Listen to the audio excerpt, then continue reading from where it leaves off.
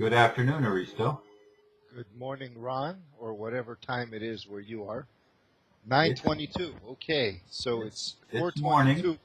4:22. It's 4:22 where I am. It's a good time to start the video. How have you been with your full house? It's a learning process, as I've shared. My grandson is the biggest challenge. I mean, he is extremely demanding, wants to be the center of attention, doesn't like no for an answer, doesn't like wait, doesn't like anything except right now when I want it, Well, as I want it. sometimes our family members reflect certain parts of our own souls Well, and certain qualities within. he's ego personified. Well, yes, but it's normal for a 5-year-old, I think. Or for exactly. someone. I mean, who among us doesn't want, what we do want when we want it? And, given the situation in the world, how many of us go out, well, we need change now, and at the same time always demanding.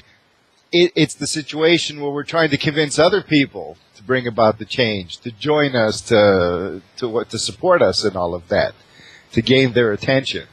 So, well, if we could all stick together, even for a week, we could change the whole world. But sticking together requires a center of sticking. So, everybody wants to be the center. And at the same time, not take any risks. So it is, but it's not our fault in that sense. The system has been designed that way, and we've been trained around this. So, the challenge is to extract the system from our natural way. Sometimes we tend to throw out the baby with the bathwater and deny our natural way, demonize it, which is another part of the system. The system has been, and the system, I talk about it like an independent entity, but through the hereditary authoritarianism, shall we say, it's almost evolved like that. It almost has a mind of its own, and you don't know if the elite are running the system or the system is running the elite. They're as much dependent on it from where they stand as they've made us dependent on it from where we stand, because they cannot function without it. To them, if they try to step out of it, they're gone.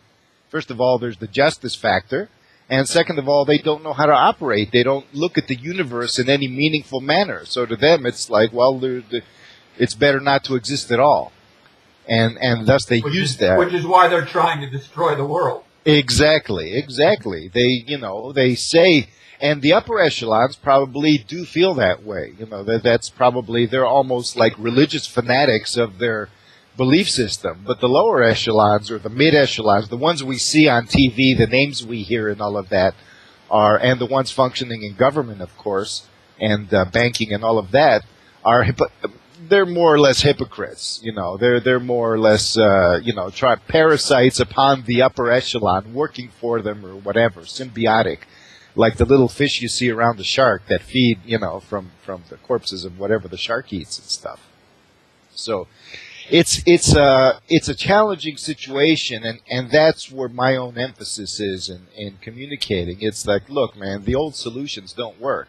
The old cliches may work, but we have to repurpose our cliches. We have to repurpose our wisdom before we can repurpose anything outside of ourselves. Our capacity for wisdom, our capacity to understand things. And it's interesting, when you're in the scenario you can view it in a completely new eye and challenge anything you take yourself for granted. You can challenge your grandson, but you challenge yourself at the same time, seeing yourself in your grandson and the potential of what you can become within your grandson, as well as and your grandson will see himself in you, and probably does, because that's why he probably demands so much attention. He sees you as a kind of role model. Sometimes I feel I fall down on that job, because sometimes, truthfully, as peaceful as I am, I'd like to wring his neck. I'm sure, it's interesting. How many of us, if we faced ourselves and had to live with ourselves as another person, would want to, would not want to wring our own necks? But children look to role models, and it's the interesting thing I see is you were talking in a previous video about the the fact that your family is within the system. You know, somebody gets sick, they go and get a prescription over-the-counter drug, et cetera, et cetera. Yeah, my son-in-law was trained that way, and I mean, he does not think outside the box. Well, yeah, there's the my daughter does because I raised her, you know, and yeah. she's influenced the kids, so they don't see it that way. But he gets a sore throat or something, and immediately he's got to do what society has trained him to do. Exactly, because there's a threat factor. If he doesn't do it, he's gonna, you know, how many movies has he seen when somebody died because they didn't have cough medicine or something like that? You know, you know, the movies about the last century or how people when they were actually healthier. I mean, if the ones who had a decent diet were much healthier than most people are today. With all the the truth of the matter is they could have a decent diet because they weren't altering the food back then. Exactly. Well, I'm talking about the ones who worked in the slave factories and the 1800s, all the migrant workers and all of that. Most people, they already had ways and means to make everybody destitute and keep people. They weren't taking taxes as they were, but there were other factors and stuff. You know, the truth of the matter is I saw an interesting point about slavery. When slavery actually existed in the U.S. in the early colonial years, the slave was totally taken care of. Especially if the slave master was somewhat benevolent. All of their needs were met. They didn't have to worry about anything really. They were slaves, but they knew they were slaves. That was their lot. And then they developed this money system where they set the slaves free, but kept them in prison. And to do the same job that they were doing before, now we're paying them. You know, it was a really interesting piece that I... Hello? Okay, you're back. Now my image is gone. Can you see me? No. Okay, maybe we can hang up and start over. Oh my goodness. Or else we can just continue. It doesn't matter. I'm wondering... Turn on video. Okay, something's going... Oh, there you are. Okay, but I still don't see you. Is your video turned on? Okay, now it's turned on. Okay, there it is. We're back normal? Yep, and both images are moving. So it didn't stop recording actually. So we're starting. I'll have to see how that. I'll have to see how that shows up when I watch it. Oh, is it recording now? Yeah, it's showing recording. It showed recording even when it was off. It showed the little audio bars moving. Okay, that's an aside, but it's interesting because every little event that happens, you can actually incorporate it into the flow of what's going on. And we're talking about slavery, and all of a sudden, poof, the video got cut off. It's a very, very touchy subject. I used to live in Atlanta, and they have a place called Stone Mountain where they have actually where the slaves used to live and all that. And basically, they were stone cells with chains to the wall where the slaves had to be collared at night. And wow, I didn't know that existed. Oh yeah, and I'm thinking of the nice plantations where they actually. Oh no! They didn't have as nice a quarters as the master, but they... Yeah, that's where all the white people were. I mean, the slave quarters, it depends. But they had a lot of the slave, especially when you so-called trained the slave. You bought one, you had to make sure in the early years when they were still fresh off, had memories of freedom from their grandfathers and whatever, from Africa, they had to be chained up and, is constantly put to the level. And I went to Clark Atlanta University, which is an accredited African-American university, and the classes I took showed that part of history. And they basically, we did work about somebody, I forget what his name was, but he was born without a name. He gave himself a name. He learned to read on his own because they were not allowed to read or write. They only had names that were like dogs' names and stuff. The names you give animals, and they didn't have any real identity. They kept that away from him, and he would, listen in, and he learned to read and write later. He freed himself. I don't know if he escaped or what happened, but he's a famous person. And he went to the North and he wrote about his experiences. And we did that as literature. And so he basically, they were afraid of the black people because they knew they were human. They did not treat their animals that way. They talked to each other about that, oh, the slaves, they're taken care of, don't worry about it. It's the Christian thing to do.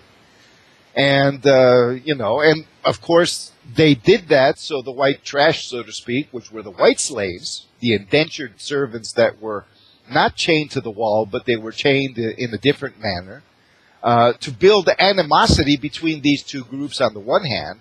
That's not what he said, that's my opinion. But his opinion was that, from what he heard, they were tremendously, because you had these people who were bred to be very strong. They only chose the strongest, biggest people to take as slaves, and they bred them like horses. And they said, well, if these people ever get wind of what we're doing to them, and if they rise up against us, we're screwed. Because they thought, what would I do if I was in their shoes? Because they knew this was a human being. I would rise up and skin myself alive, in the worst possible way. So they were terrified. The white people in the plantations were living in fear, and they had to have all of these rituals of nobility and chivalry and all of this to cover up that fear. So they didn't give these people names, and there were some that were supposedly benign. The founding fathers were slave owners, and they were of the theory. That's where that theory came from as well. The slaves are actually, they like it. They're savages. It's better than they were hunting and gathering in their jungles with all the jungle animals chasing after them, which is bullshit. We know from anthropology and stuff that a lot of their societies, they're varied societies. You had some that were incredibly peaceful and harmonious, and others that were cannibals. And when a human being goes cannibal, they become psychopathic. It's the prions. There are certain proteins that poison the nervous system. Nature's way, like incest, to say this is not the way to go. And thus the people who became cannibal thought they were acquiring the soul or the power because it gave them a psychopathic high, like a serial killer going on a rampage and drinking blood.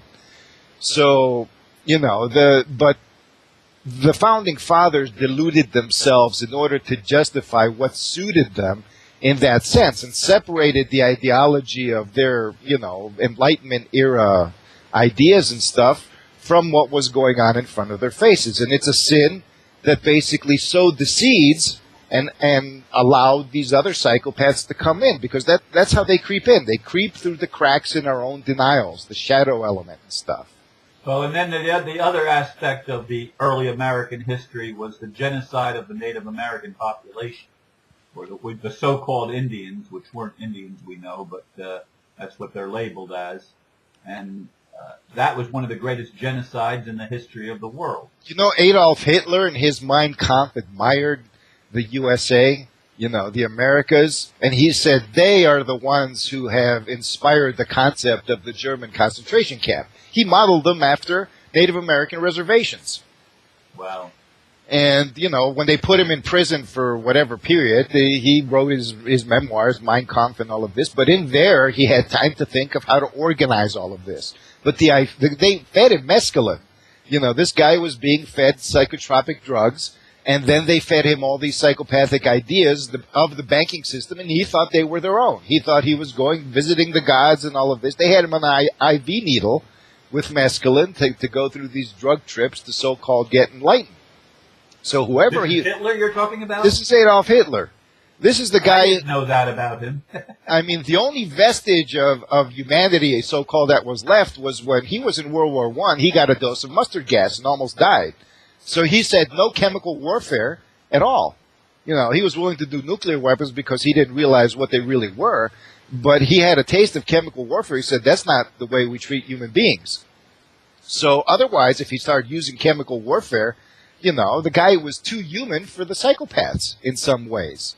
The stuff that they were doing, he was in on it and all of this, but it was constantly fed from agents, as we know, the Bushes and this and that. There were agents from the banks. I mean, this guy had no money. Germany had no money when he came in, and all of a sudden money started pouring in. From where? And to give the impression... From the Rothschild. Exactly, to give the impression that he was the one who built it up. He was a patsy.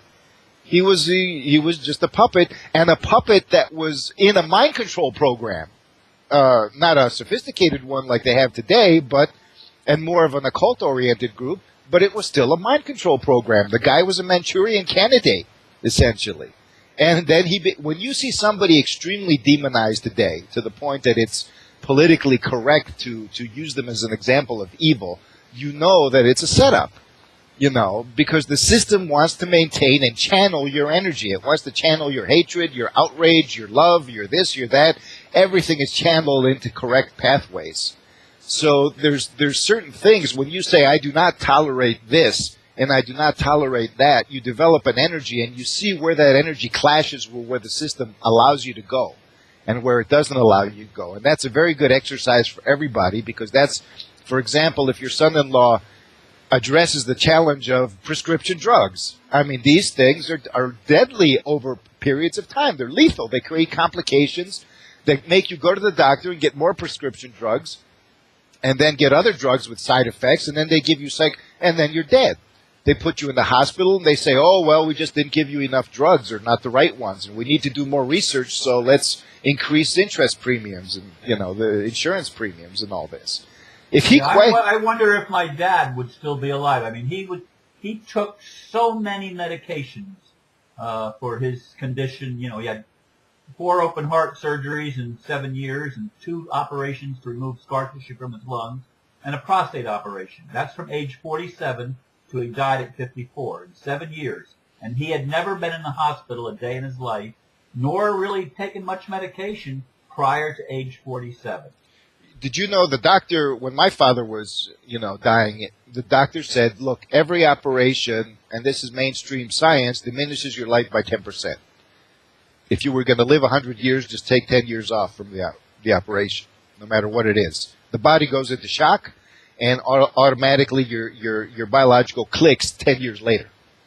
So, the last thing you want to do, unless you have a broken bone or some injury, that's what surgery is for. It's for injuries. It's not for other types of diseases, which can be essentially healed in other ways. But we don't know how to do that. When the Black Plague hit Europe, it was the nobility that died the most, actually. The nobility and all the merchant classes, and that's what freaked them all out. Because all the people who were out in the countryside actually had some wise person who knew herbalism and knew cleanliness, and they actually protected themselves. And then right after that, you had the Pope and the kings freak out and said, well, it's time to sacrifice the peasants, witch hunts. All the witch hunts started right after the Black Plague. And then they went off to the Americas and started killing off indigenous people. And that's and got all gold. So yeah. The human history is a history of insanity. It's a history of manipulated insanity. One wonders at this point, if you leave human beings alone, a group of human beings in a reasonably affluent environment, if they're going to go insane or if they're going to start cooperating. Indigenous people, if you look at the map of the tribes in South America and all of that, you see a kind of 50-50 split. Maybe even less. I mean, if you go to South America, very few tribes are actually cannibalistic and violent. Most of them are actually peaceful. But the ones that are cannibalistic end up attacking the other ones, taking slaves, decimating the populations, and all of that.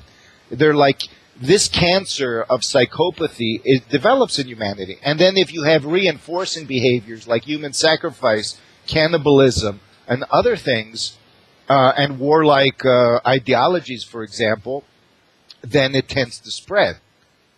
But I don't believe that we are take it for granted that we say humanity. Who is humanity? We're not homogenous here. Each of us as individuals and even as groups tend to a certain, we have a certain personality. They say that sages, if you look at all the personalities of yogis, sages, and all of this, it's not the enlightenment that turned them into good people. Most of them were good people originally. Some of them had conversions. So you don't know if the conversion is actually a mythic thing or if it's real or whatever. Some of them had conversions and may have had traumas that the enlightenment helped them move through. Their original infant personality may have been benign. But we are born with certain tendencies, and we are challenged to either heal those tendencies, because there's such a thing as epigenetic transformation. We can turn genes on and off. It's not written in stone. But enlightenment alone especially Illuminati type of enlightenment, obviously the intellectual enlightenment, is not going to do it. God is not going to come in and put a new heart in your chest. It's going to fuel what's already there, and that's why spiritual processes are kept secret, because it amplifies whatever's in there, and not everybody can deal with it. That's what happened in so-called Atlantis. These empowering processes were given to people who were not able to handle them, and they amplified their psychopathy and couldn't purify themselves from it, and then it became a trend and a cancer that's influenced history ever since. So we're basically incredibly afflicted in that sense. And this affliction still hasn't been addressed beyond a certain theoretical scratching the surface level. If we can put this understanding within everything else we do of correcting the system and legalities and this and that, this is what Heather from the OPPT tried to do, I think, at least in a superficial manner of say, well, it's not about mundane system changing anymore. Spirituality has to come into the picture, and they have to become together without turning it into a religion. But it takes a certain mindset to do that, because you have people who have personal dispositions of wanting things to be like the person that didn't want you said, Ron, you talk too much, you bother me, I can't, and I don't even want to think that you're talking to other people, just shut up and. Well, it was interesting because she's been around since at least April 2011. And I don't remember her making negative comments. I mean, I remember her commenting on various videos, and I always felt she was supportive. And all of a sudden, she just seemed to do an about face, and it's okay. It's the ladies from Poland, and I really had no personal communication with her. I mean, there were three private emails that she sent me in 2.5 years. The first one was April 2011. Well, there are things going on in Europe, especially, and the United States, that make people, if something's going on where you are in your part of the world, like where I am, I mean, you turn on the TV and all they put is people suffering. And then they show the German guy come over, the banker. I mean, they don't do that in the United States yet, just a little bit. But the guy comes in and says, we're going to take all your houses, and if you don't have money to pay us, then you're going to live in a container in a concentration camp. And they said that publicly. And what are you going to do about it? You're going to rise up? At first they were afraid of uprisings. But they do that in order to poke people, get them all riled up, and then, do whatever tactics they can to suppress it in order to test for other places. So everything to these people who are like children pulling wings off of flies, I mean, it's not just greed. They already have the money. But, it's actually power and control. Power and control and psychopathic sadism and death worship and suffering worship, as long as it's not you. The role of, just like some people want to be angels and above it all, you have the flip side of wanting to be demons and being the ones who crack the whip. And, when you live in Europe and things are going on around you, and in other places, and in the United States, of course, your behavior depends on circumstances as well. So somebody who's basically, she might have thought that you were open and this and that, and then might have had a period of, she's listening to you, and then she's saying, well, this is hurting. When you're going through watching so much suffering, and then you're seeing somebody also outraged from it, it's nothing new for them. There's outrage everywhere. And so, she wants something to take her outside of that. A lot of people listen to your videos as a kind of, analgesic. The spiritual ones, the uplifting ones. And you do the same. It's like, well, the burden is too hard. I need something to uplift me, perhaps to get a better perspective, but on another level to just put the pain aside and be able to think clearly or just, be myself. So, a lot there's of a fine line and a balance that has to be reached from my perspective. I mean, you can't just do what the positive mental attitude people recommend is just only focus on what you want. Don't pay any attention to any problem or so-called negativity. Just focus on what you want, because if you focus on the negativity, you'll get more of it. And to me, that's so insane. That's asinine.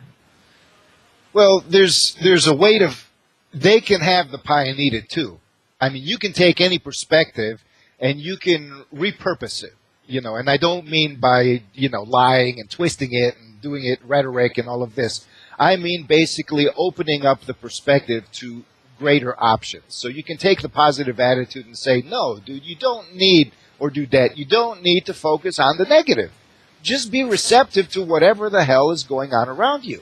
Negative, positive, whatever. They call it impartial observation, and that's cheating because they take themselves away from the system. And if you're observing, all you're doing is being a voyeur. You're being a peeping Tom. Just being observant and stepping back is a cop-out. If you really want observation, all of your senses and all of your inner senses have to be operating in the position where you are. So you're not really observing, you're participating. It's basic quantum theory. There's no such thing as an observer apart from the system they're observing. So you're in there, and you're in there, and you're feeling it, and then you focus, you bring in the positive. But you don't focus it to the exclusion of what's going on around you, which is mostly negative at this time. You don't block anything out. So this can be a form of positive thinking. It doesn't negate, but the other ones who go, well, the doom and gloom people, they're afraid that if they take their eye off the ball of destruction, it's going to blindside them, and it's better to know where the bullet's coming from than just, have it hit you from who knows where. So they can actually do the same thing. Look, dude, yes, you're realistic, it's coming from there, and you know it, but isn't it also realistic to as long as you got breath in your lungs, to seek some way beyond the inevitable, so to speak, to change things? Isn't that the best kind of realism? Doesn't it make sense to do that? So anybody doesn't have to feel that we're opposing viewpoints. We're not. There are bridges between us. You constantly talk about bridges, and I'm saying, look, before you create the manifest bridges, you have to find the bridges in the ideology, because that's where the truth lies. Because we're seeing different sides of the same coin. We need to understand what that coin is. And thus, the people intuitively, everybody goes, okay, this is right, but what's wrong here? What's wrong is something that I might also be afraid of, to really address it, to really touch upon it. The doom and gloom person is also afraid of what's going to happen, and they feel that if you can't beat them, join them. If you bow your head and resign yourself, then at least you made a choice, and it's over. Just wait until the lights turn out, whatever. So they feel they have a modicum of control. But that tells them that they still do not want to give up. They have control. True giving up is going insane. It's when you're in the torture chamber and you're tortured so bad that you completely go insane and nothing makes sense anymore. And that's where they're trying to drive us. But if we develop a ground beneath our feet, it's not just we need to ground into the earth. If we establish the ground of our hearts under our feet, we may find that it happens to be the ground of the earth already, because we're already part of it. And then we can find our aspirations. So I'm saying, it is a challenge, and I know it's easier to just fall asleep, and it's easier to just pretend you're awake and say you're awake and really sleep, in intervals or whatever, to get... Or I'm in 5D, none of this 3D stuff bothers me. Exactly. I mean, I don't... If somebody is at that level, with 5D, whatever that means, then they wouldn't even be talking. They would understand that arguing about it and trying to convince other people and show where you are makes no sense. They would actually go through their 5D and change reality. Well, change it. Do it. You're in 5D. If you can't change reality, that means you're not in 5D. That's what 5D really means. It means having access to the field of probabilities. And linear time is not linear anymore for you. And then beyond that, but the thing is, you don't jump from one state to the other, as you've also said. You include that state to where you are. So people are contradicting themselves, and they may get very angry. Who are you to say, let's stop acting like children? Come on. All of us have met with our own internal contradictions. Some of us are wrestling with them, and we understand how hard it is for other people to do so. It's not a matter of bitching at other people, because that's very easy, and many people have a tendency to preach, to the point that even when you're trying to communicate, it sounds like preaching.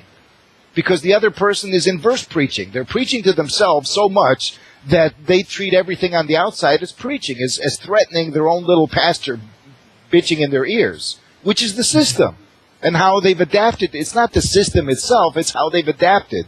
but it's a form of animal training. Our slave owners, as they see it, are animal trainers, and they treat us as animals. And this whole thing of animal training and this and that, now that we have technology, we don't need it. But this is, you might call it a sin, if you will, or something that generates karma. And we're going to balance it out. And as we balance it out, the natural world will also balance out and extend an arm to relate to us and say, okay, we can cooperate here. You don't have to give up your technology or anything like that. We can cooperate. You don't have to just fly off to the stars and abandon the planet and whatever. We have to learn to work together, and when we do, then you can think about going elsewhere. It's not like I hear Alex Jones saying, if we don't go to the stars, we're doomed. It's time to take over the universe. But there are karmic factors that need addressing, and it's not a matter of punishment. It's a matter of healing. Just like somebody who has a disease, an illness, all they have to do is correct their sleeping habits, their stress habits, their their energy patterns, their eat right, look in their lives more deeply. Instead of going to get that prescription drug that's going to just wipe out the symptoms and tell them, well, the authority in the white coat said it, He's the priest, and he said it, so it's enough. So we need to get beyond that, and we are challenged, and it hurts. And they're hurting us and pounding us even more as we're doing so, but they're also curious in some weird way to see if we can. So I guess we probably went over the allotted time span. It's 31, almost 32 minutes. Oh, okay. I may cut. I don't know what I'm going to do with that middle part. We'll see where it is. Unless it's really bad, I'll probably leave it in. But we'll see how I've never cut something out of the middle ever. Well, that's why I figured, we can take the event and incorporate it as a metaphor into, that's what I was saying in the previous video. Signs and portents. It's how shamans view everything. Everything is meaningful. And you don't have to pump meaning into it for it to be meaningful. You just involve yourself in perceiving it, not observing it like some peeping Tom in a porn movie. They talk about fear porn. How about spirit porn? This is what this observation type thing is. This whole positivist thinking that's denial thinking. It's getting off on the upliftment without actually bringing that nourishment and grounding it. And as we talked yesterday, the ground is going to be bumpy, and people are afraid of that. The establishment is, well, that's not going to be a bump. This time the earth's going to open up and swallow you whole. We have to call their bluff. Where our intuition basically and feeling, even though it doesn't reflect off of any kind of reason, if we place our intuition and true feeling first and do this and strengthen it by involving ourselves in our environment and listening to what our environment is telling us, if we have the intention that I want to mature so I can deal with all of this crap and become whole, then the environment is going to speak to us. It's natural psychobiology at what you might call an interdimensional level. It's part of who we are. It's our divine gift. Instead of asking for God to save us, what God's like going, oh my God, I gave you all of these gifts, and I'm giving you hints. Why don't you ask for the hints to be revealed more? You have to learn how to use them. That's the whole idea of the thing. Or else you won't appreciate it. You'll bitch at me for just giving it to you and not letting you do it once you really wake up. It's like you're... lots of good points again, Aristo. Okay. Yeah, lots of good points. So we'll see how this one comes out, and then I will touch base with you again next week, and we'll play it by ear as to which day. It'll probably be Friday, but I don't know. The kids are still going into the same school. In fact, next Thursday, my granddaughter has got one of the speaking parts in a play, and she's really excited about that. And she's been flying on cloud nine since they told her she got the role. Mm-hmm. Well, whatever day works for you, give me 2 days' notice, 2 or 3 days' notice if you can. Yeah, well, Friday, if it's going to be some other day than Friday, I will let you know. Otherwise, just let's plan on it being Friday. Okay, no problem. So, thank you, Aristo. Thank you. All right.